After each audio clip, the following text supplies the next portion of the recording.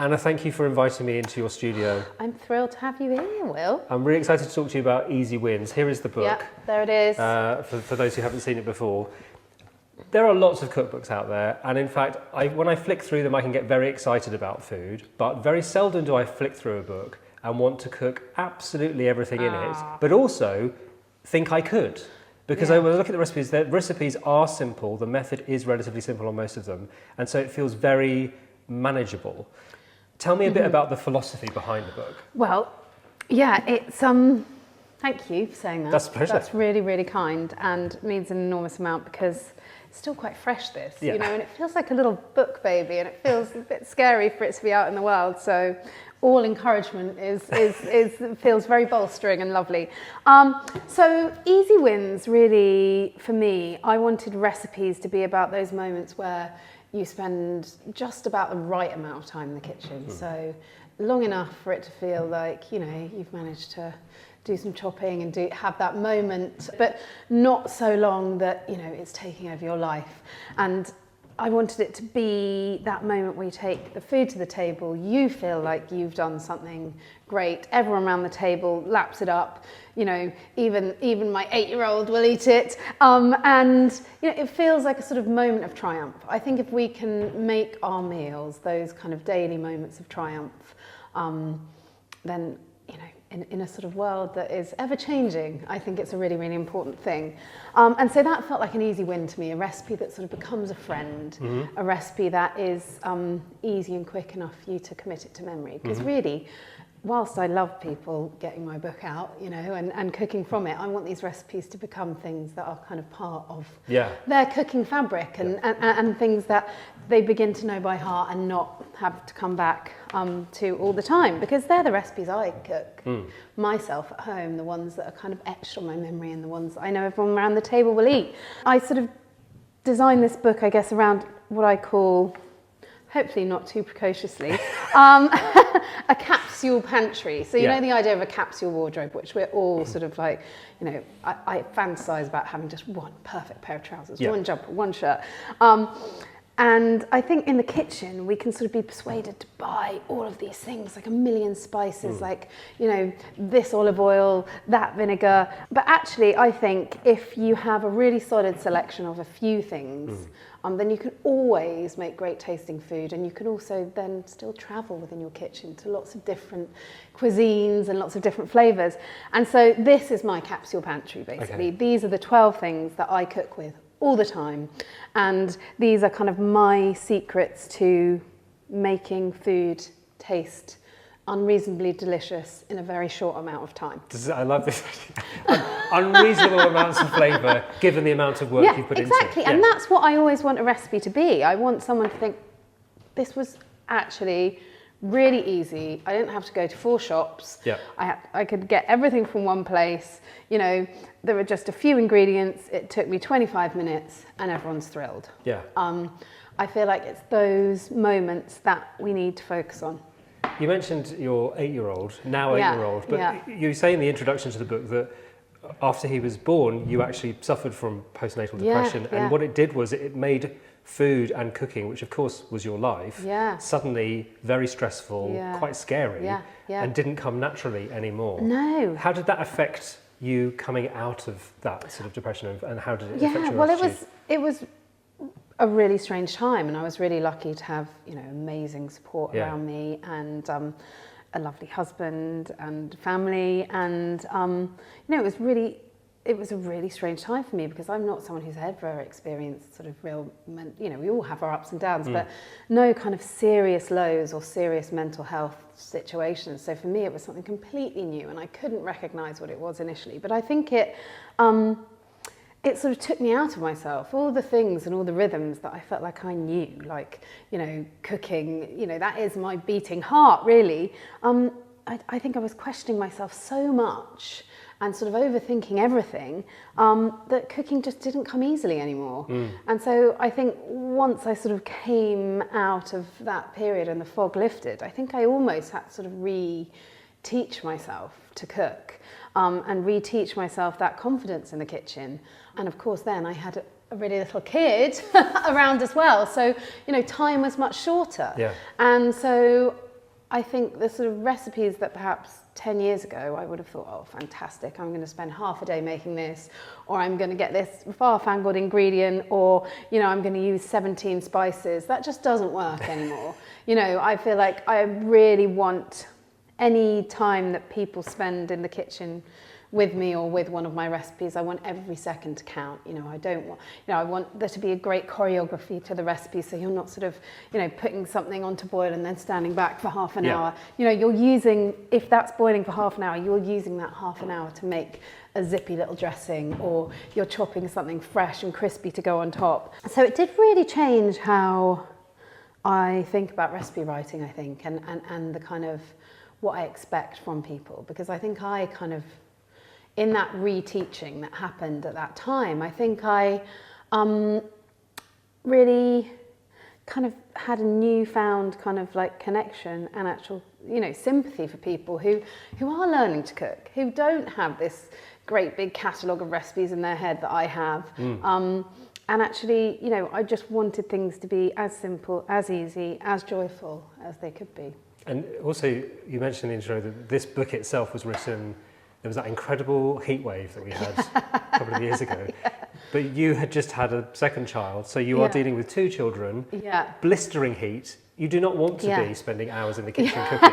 So you say it's about sort of stealing those moments that you can to make food, but not compromising on the flavour. Well, I actually wrote most of this book while I was very pregnant during that heat wave, and then I had my son in the November, and then, you know, I did lots of the sort of we did all the photos, and I did lots of the editing when he was really little. So yes, it's, you know, it really pulled focus. I mean, there's that old adage, isn't there, that if you want, you know, something done, ask a busy person. And I think it, you know, it was a great big old juggle, but it meant that there was no messing around. You know, any of the recipes in this book that I didn't feel like I had the energy to cook on a Tuesday or Wednesday night just didn't make it in. And so it was quite a good kind of, you know, it was quite a good barrier to have for myself. Because, you know, if you're not juggling children, you might be juggling other people that you care for. You might have elderly parents, you might have other people that are dependent on you. You might, you know, have an insanely busy job, which so many people do. You might be traveling and commuting a really long way. And so it's not just kids. I think there's so many different pressures on us these days. And that window of time, I think in the sort of 20 years, it's crazy to think that I've been cooking for 20 years, but I have been, you know, the amount of time that we spend cooking has gone like this and been shortened and shortened and shortened. But what we expect from food, because of social media and because of, you know, this foodie culture that has developed, you know, what we expect from our food is far greater. You know, you can't have people around for a, you know, tomato pasta and put a bit of fresh basil on top anymore, can you? You know, so I think we've had these two things, this kind of shortening of cooking time and then this great widening of, you know, flavours and expectation. And so these recipes, I hope, are where those two things meet. Love it. This is that was a very neat encapsulation of what the book is about. Now, as I said, as I was flicking through it, thinking, what could we make together? It was really hard because I wanted to eat everything. But I've picked a recipe which actually has ingredients, many of which are your hero ingredients. So, as you said, there's 12 simple, often store cupboard things here which can transform cooking. And actually, I think 6 of the 9 ingredients here all have their own chapter in the book. So we can talk a little bit about why they have earned their place in the book. We're going to be making tomatoes with whipped tahini. It's right here. Yep, tomatoes with whipped tahini. Which comes from the tahini chapter. It does. This is a tahini chapter. So let's start with tahini as an ingredient. Why do you love it? By the way, also, can we just take a moment we for can these? Certainly take a moment for the end papers. I mean, I want that. I want that as wallpaper somewhere in my house. So tahini as an ingredient. So obviously it was really hard to whittle it down to 12 because there are just so many amazing things to eat, aren't there? But I felt like these are the ones that I lean on the most. And tahini to me is kind of an unmatchable creaminess. And it really feels, you know, as well in this book I talk about flavour and I talk about, you know, how to build flavour. And I hope that, you know, as well as the recipes, people kind of immerse themselves a bit in those pages. but I think what tahini has that nothing else has is it has that tiny, subtle, bitter note. And I think sometimes that is something that's really, really missed in cooking. So it has a sweetness, it has a creaminess, it has a almost kind of umami, and it also has a bitterness. So I think lots of the ingredients that I've chosen in the book seem to have, you know, a number of those kind of tastes or flavours, the salt, the sweet, the sour, the umami, the bitter. So instead of getting kind of one flavour profile, well, vinegar, for instance, is more one-dimensional in terms of its acidity, but you do get sweetness too. You get kind of a lot of bang for your buck. You get a whole rounded amount of flavours. And that's why I love tahini. Shall we get cooking? Let's get cooking. What do you think? I'm here to be a very willing yes. sous chef, but I may be more assistance by simply staying out of the way. Well, But I'm no, here. definitely. You know what would be amazing? Yep. We're going to have some parsley in a bit. So if you would be up for maybe just picking some parsley into there. Yep. I don't want to insult your cooking ability. Picking parsley I'm is sure you're I'm sure you're good for much more than picking parsley, Will. But you know, let's start there. How much would you like roughly? Like a handful or like a good, yeah, like a good, fistful? Yeah, exactly, a good handful. So we've got some lovely tomatoes here, and I'm actually just chopping them up, and then I'm going to put them into a colander. And this is what I do with pretty much any fresh tomato before I eat it. So I'm going to chop them up, salt them, and put vinegar on. So you're basically seasoning the tomato, starting the story, right. Seasoning the tomato kind of all the way through. Yeah. People will be very used, obviously, when you go to buy tomatoes from a supermarket, you can tend to end up with, let's be honest, tomatoes that don't really taste very much because they've been picked before they're ripe. Yeah. And then I think they add a chemical, don't they, to it whilst they sit there somewhere, and they tend to ripen up like that. Is there a secret to buying tomatoes that are actually going to deliver on flavour other than growing your own? Well, yes, I would say buy tomatoes when they're in season if you can. So, you know, we're thinking about the warmer months here in the UK, but also, you know, we're in Europe, so we have amazing tomatoes from Spain and Italy and Portugal that come in a bit earlier. Also, there is this wonderful new sort of, I don't think it's new actually, but it's new to me, phenomenon of a winter tomato. So in some greengrocers and online, you can actually get these things called winter tomatoes, and they're tomatoes that are grown mostly in Spain and Italy. Kind of, a lot of them are grown by the sea. So they have sort of a real lovely saltiness from the kind of sea air. But they're tomatoes that kind of ripen in December, January and February. Wow. And they are, you know, some of the varieties, they're called Camone, I think, Raff, Morinda. They're completely different in flavour from the kind of juicy, ripe tomatoes you get in the summer. They're a bit, their flesh is a bit firmer, they're a bit saltier, I think they're a bit more savoury, and they're amazing ones to look out for in the winter months if you want to make a tomato salad. I think if you're sort of shopping in a supermarket, then, you know, I think actually cherry tomatoes are usually pretty reliable in their sweetness. And, you know, we're really lucky in the UK. I mean, look at the inside of that one. Look at that. How amazing. We're pretty lucky in the UK because we do have the amazing tomatoes from the Isle of Wight.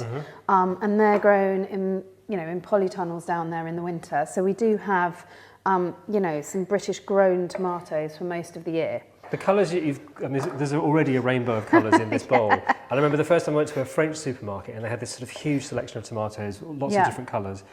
There's a lot of talk about how eating a rainbow of foods can actually have huge health benefits. Would you subscribe to that? Absolutely, big time, yeah. I am not one necessarily to go in for sort of nutrition or wellness or that kind of advice, but so the one thing I do sort of adhere to is trying to eat the rainbow, essentially. And I mean that kind of in terms of the fruit and veg I eat, but also in terms of kind of the grains and the spices. I feel like if you vary your diet, each of these colours represents different nutrients. Yeah. And, you know, I think if we spread the net as wide as possible, then I think nutritionally, you're going to kind of get what you need without really having to think about it too much. You know, centering your diet around fruit and veg, first of all, is always going to be a good idea, isn't it? For the planet, for our, you know, for how we feel, and also for, you know, for nutrition as well. So yeah, you want to add about, it's quite a lot of salt here, but I would say about a teaspoon of salt. And I'm using flaky salt here. My favourite salt is one made up in Wales, actually in the island my husband was from, Anglesey, which is kind of cheesy, but you know. Other salts are available. Other salts are available. Yeah. But yeah, I would say a flaky salt is best. And people often talk about a pinch of salt, and I think you say this in the book, that a pinch isn't literally what you can pinch between thumb and forefinger. Exactly. It's more like a 3-finger, like it's a good, healthy. Yeah, so I would say, you know, a pinch is more like this. Yeah. You know, that to me is a generous pinch of salt. Gotcha. And I think some people will do this and then have the tiniest bit and wonder why their food is not tasting great. Yeah. But I think the key thing with seasoning, and there's a whole section on seasoning in this book, because I really think that's one of the key things that's maybe different from home cooking to cooking in restaurants, and people can't believe when they go to a restaurant like how delicious this tomato salad is. And you know, one of the reasons for that will probably be because the tomato is in season and being used at its peak, but another reason will usually be because the seasoning is great. So I'm going to do about a tablespoonful, this is a massive tablespoon, so I might not go for the whole thing, of red wine vinegar. And I always think it's useful to have this in a colander above a bowl, and then you can catch all the juices underneath, because we're actually going to use some of those later in our dressing. And this is red wine vinegar. There's a whole chapter in the book on vinegar as well, because I think, as well as sort of seasoning, I think the most obvious thing often missing from food is acidity. Okay. And again, I think that's something chefs in restaurants are always really, really good at using, adding that squeeze of lemon, that bit of lime, that vinegar. And at home, I guess maybe we don't think, you know, you might put salt and pepper on your tomatoes, but you might not put vinegar. And so I think that is one of the most, one of the quickest ways, I think, of kind of rounding out a dish. So if you think about a dal, you've made it taste good, but there's something missing. A big squeeze of lemon at the end is always going to kind of lift it, brighten it. And so, and also I think there's some really smart ways of kind of cooking with vinegar as well. There's an apple pie in the book, which is where the apples are kind of macerated in vinegar first. So there's all these surprising ways of using these quite kind of, you know, normal ingredients. And also the world of vinegar is immense. I feel like we've got, you know, we've sort of touched on a little bit with olive oil, like how many amazing olive oils are out there. And I think people are open to the fact that there's buttery, there's peppery, there's all these different extra virgin, but vinegar is a whole incredible world in itself, because each wine has its vinegar. You know, there's muscatel vinegar, there's not just red and white, but you know, there's Rioja vinegar, there's sherry vinegar, there's all these things that have these amazing profiles.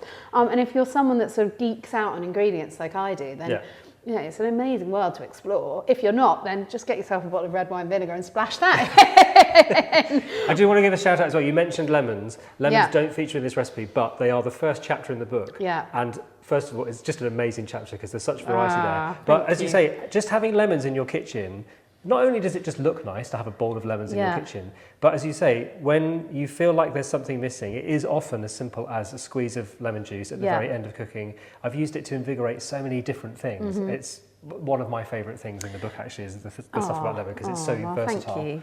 It is. It's definitely my favourite ingredient. If I had to, I was going to ask you if you had to pick one. Yeah, if I had to pick one, it would be a lemon. Yeah. There you go. I think all my friends just think I'm hilarious because they come into my house and I have this sort of like groaning bowl of lemons. They're like, you cannot actually get through those. I'm like, watch me. What? Yeah. So lemon goes on everything in our house, and I think it's just such an uplifting flavour. But of course, if you know, having fresh lemons around is not what you do. There's lots of other acids, and vinegar is a great kind of a great way of adding that acidity as well. So, garlic. Yeah, another hero ingredient. Yeah, another hero ingredient. Well, when I was sort of coming up with this kind of, I guess, capsule pantry for the book, I I didn't initially have kind of onions and garlic in there. But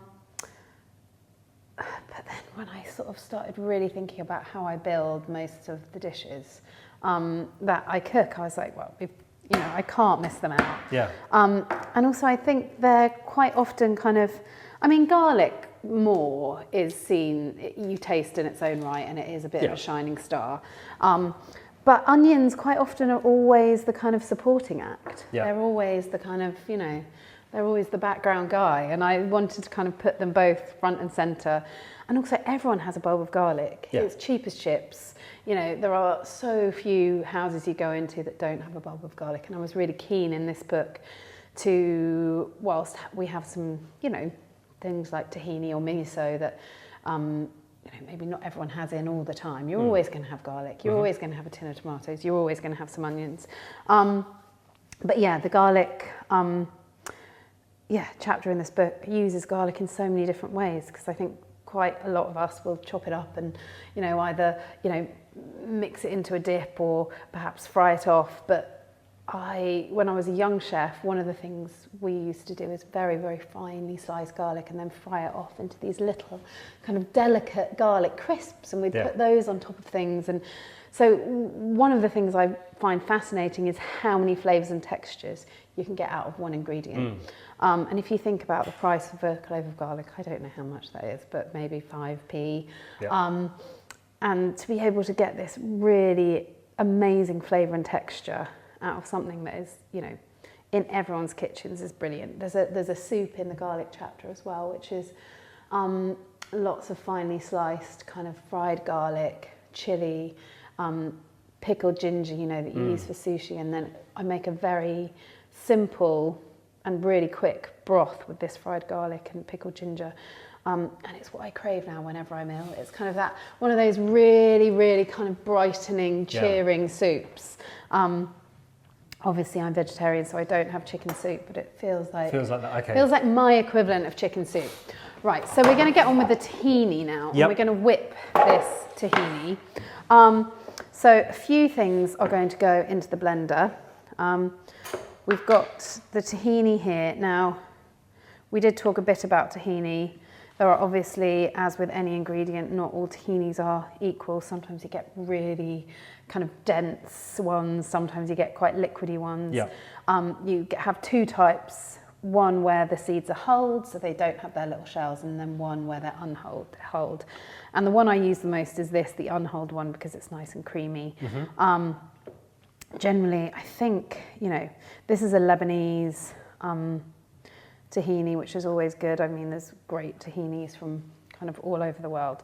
But, to me, the most reliable ones seem to come in these plastic tahini-coloured pots and come from corner shops rather than being the ones that you buy in the supermarket. So we want about 150 grams of tahini in here, which I'm obviously measuring really, really precisely. The idea for this sort of, I guess, salad dish came from my friend Ed Smith, who goes under the sort of name Rocket and Squash. He used to write a blog called Rocket and Squash, and he's absolutely brilliant. His recipes are amazing. And he used to make this thing called tomato tonato. And for some reason I had a gigantic craving for it one day, but the tonato, the sort of sauce that he makes to go with it, has tuna in. And I was trying to think of how, but it's this very, I don't eat it anymore, but my memories of it are this very silky, very lovely sauce. And so I was trying to sort of create that with tahini. And whipping it like this, I just think is really, really fun. So in there goes the tahini. We've got 2 cloves of garlic. I mean, those are real whoppers, so I might just do 1.5 to not blow anyone's head off. Then we need some, actually just going to check exactly how much here. So you've got a book there that you can refer to. I've got a book there, and actually, whilst you're doing that, you do point out that another one of the ways that you've tried to simplify things is that you include the measurements in the method. So often when you're looking at a recipe, you'll have all the measurements of your ingredients, and then when you come to the method, it doesn't specify how much you're supposed to be using of that thing, which is very frustrating. But you have made it as simple as possible. I have. I've really geeked out on the recipe the way the method is written and how clear it is on the page. So basically, hopefully no one will even notice because it's really, really easy to read. But my frustration has always been reading a recipe. You get halfway down, you're like, oh yeah, add the flour. How much flour? Okay, back to the ingredients list. Okay, 200 grams of flour. Back to where was I? Yeah.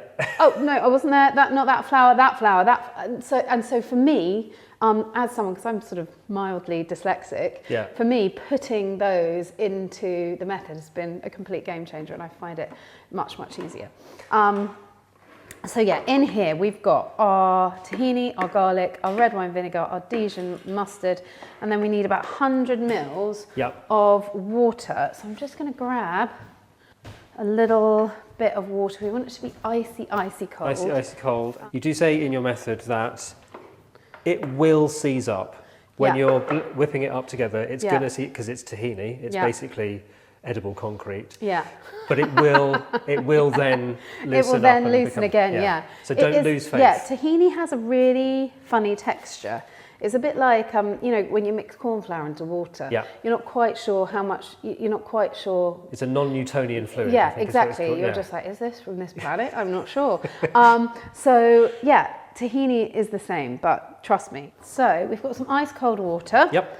And we want about 100 mils, which will be the same as 100 grams. And just because I'm doing this, I'm such a fly by the seat of my pants cook usually. But because we're doing this together, I really want it to work. Okay. So I'm just going to add, there we go. Perfect. 110 will. Yeah. It doesn't matter. So yeah, we need about 100 mils, and it's important that it's cold because I think that helps the tahini kind of whip up. So it's going to whack on here. It looks deeply unappetizing at the moment, but I promise you it will look great. While that's going, we can do a bit of we're basically going to make a little sort of parsley salsa, I would say, to go on top. If you're familiar with salsa verde, it's not kind of a million miles away from something like that. That could be the sound of the tahini seizing. Okay. Can you hear it? Zzz, zzz. So it's a cry for help. Yeah, it's a cry for help. Which we're going to ignore. Yeah, but don't worry. You have to trust it. Yeah. I don't know if you've ever made butter. Have you ever made butter? I haven't, but TikTok is filled where of you people, whip it and whip it and whip it, and you think nothing's happening, and then it separates, and then you think that it's all gone absolutely wrong. But actually, it's exactly what you're looking for. So it's kind of what's happening with the tahini here. It's going to seize a bit, and then it needs to kind of go through that phase. It's a bit like a toddler having a tantrum. It needs to get it all out, and then it will whip up into the most pillowy, delightful texture. So we're just going to use not the whole red onion here, just probably about a quarter of it. If you had a shallot at home as well, you could absolutely use a shallot. So you're looking for a sweeter onion, so a red onion exactly, or a shallot rather than a white onion. yeah. And there are some quite sweet white onions now. You can buy these ones called Roscoff onions that are really sweet. But I would say the key thing is here to not, for me anyway, because I'm not a lover of really, really chunky raw onion, is kind of get your onion reasonably small. And, you know, if you're not a sort of fancy chopper, all you need to do is get your knife, and I think everyone thinks they have to sort of chop it really finely immediately, but you know, if you're not happy with how finely you've chopped something, you can always just run your knife through it a couple more times. So we're going to add that to our parsley, and then we're going to add a bit of salt. I'm going to actually add that on top of the onion because the salt is kind of going to break down the rawness of the onion. And then I'm also just going to swig a little bit of red wine vinegar onto the onion too. And this isn't strictly in the recipe, but we're freestyling here, aren't we? I'm just going to, so that is basically very quickly pickling the onion. And because, as I said, I'm not a lover of completely raw onion, I do that any salad I'm making, I'll put a little bit of salt, a little bit of vinegar on the onion before it goes into anything. Now, this is our other ingredient, olive oil. And I think we're sort of, especially in the UK, we're quite conditioned to think of olive oil as something that you cook with, or, you don't use in great quantities. And obviously you can see here, I'm adding a fair bit of olive oil. Yeah. But I think especially in the kind of cooking I do, which is sort of vegetable-led, vegetarian cooking, you're not getting lots of fats from other things. You might get a bit of fat from cheese or some yogurt or some dairy. So actually I use quite a lot of olive oil to bring that richness, to bring that fat, to bring things together. So our tahini is hopefully looking good. Yeah, so see, that's really kind of gone incredibly creamy, smells amazing. This is the sort of creaminess, this is the bitterness, this is the richness of this dish. And yeah, you can smell the garlic. Everything in there. Let me. Yeah, that's delicious. So, one thing, extra thing we are going to do. So we've got our red onion in here. We've got our parsley. We've got a bit of olive oil. And remember, I talked about having the colander over the bowl to catch the juices, and that's because these juices they're absolutely delicious. And kind of highly seasoned tomato juices. So you might not want to add kind of the whole thing, but adding a little bit of this to our kind of salsa is just going to add some depth, because it's got the vinegar in there, it's got those lovely juices from the tomatoes, it's got the salt and pepper. So we're just going to add that in, and that's just going to kind of round out that, and we're kind of not wasting anything. I mean, there's still a tablespoonful of tomato juice in there, but I hope you'll let me off it. So we can put it all together. Yep. So the way I like, you can do this however you like, but the way I kind of like to do this is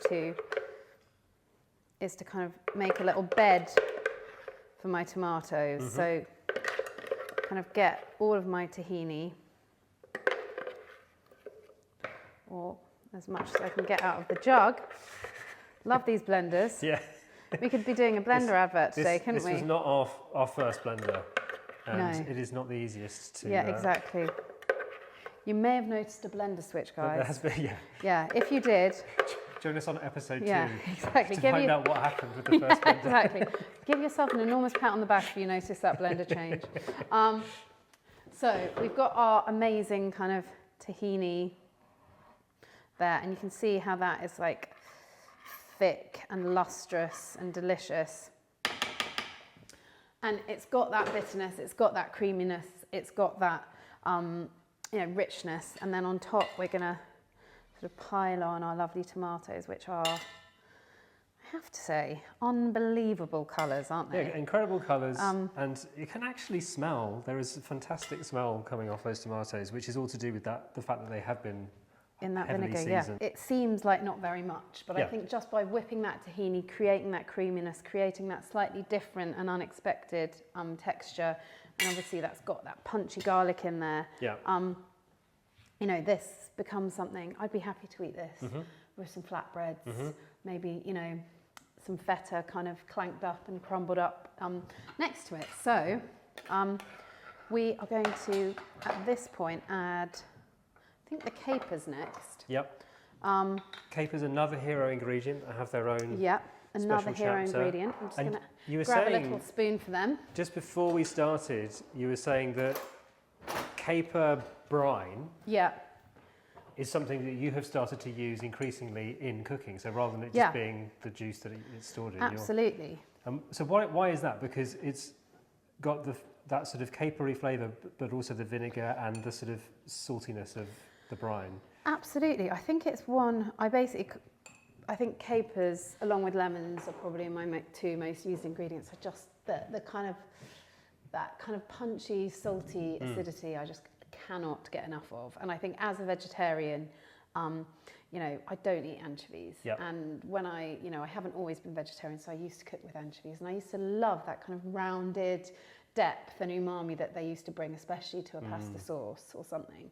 And so I do miss them, but I don't want to eat them. And actually for me, sort of capers stand in there. So as well as kind of like as a punchy little poppy, whole caper, I use the brine, as we were saying, as an ingredient. So there's a recipe in the book for a caper brine margarita, which I implore you to make. Oh my gosh. It is absolutely delicious. I should have made it for you today. What was I thinking? I don't know.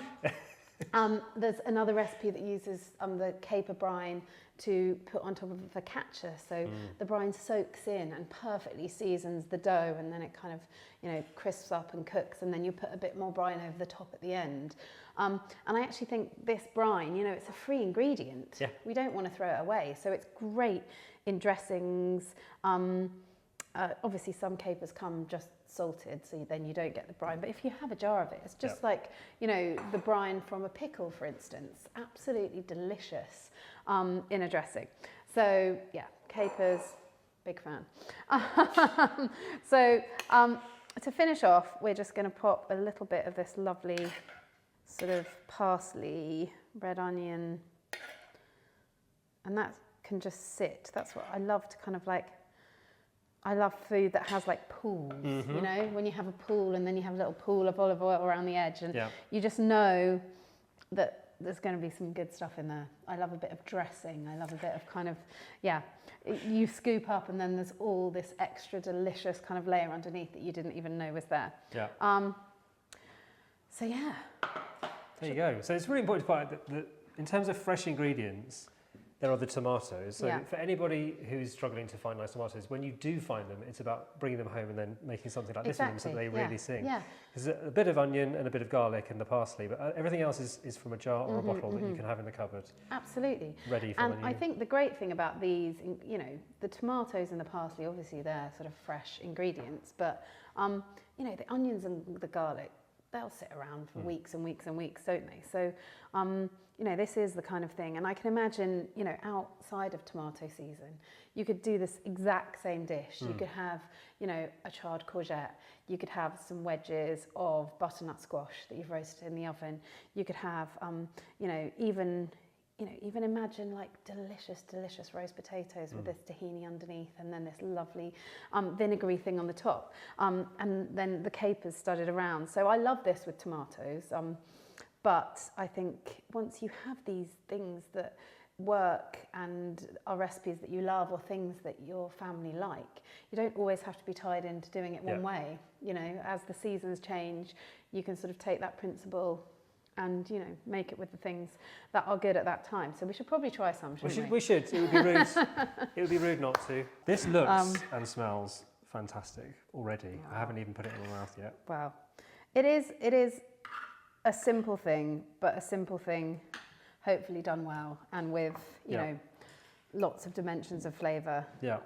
So yeah. I'm going in. The creaminess against the freshness of the tomato is really something, isn't it? Also, so tahini is one of those things. I did a lovely bit of filming with Alexina Anatol, and her book Bitter talks about all these bitter ingredients, including tahini. And we just had a mouthful of tahini, and the interview was pretty much over then because we couldn't actually speak after that. Because it's so cloying and it's so claggy. But this is not. This is smooth and creamy. And it's almost, of course, a lot of people know tahini from hummus, where it is far more sort of edible than on its own. But here it's even smoother, even easier. I think that's the great thing about sort of whipping it in this way, is you add a bit of water so it kind of mellows. It mellows that bitter flavour a bit, but then you have the garlic in there, you have a bit of vinegar, so it kind of seasons it into a lovely dressing. So yeah, take this home. Oh man! Get a couple of flatbreads from the corner shop on the way. That's not going to make it home. No, well. Absolutely delicious, and I can't thank you enough. It's as I say, to talk about why some of these ingredients are worthy of their own chapters in this book, and anybody who picks it up will see the very different things that you're able to do with an onion, for example, or garlic. We have scratched the surface and broken a couple of blenders, but thank you so much for taking the time to tell me a bit more. Well, I think the blenders might have been broken in the first place, but... We'll let the insurance deal with that. Yeah, exactly. But No, it's been a joy to have you. It's been a joy to have you in the kitchen work. It's been really fun. Come back for a Cape of Brine margarita. I'm taking you up on that. It's a deal. Definitely. It's a deal.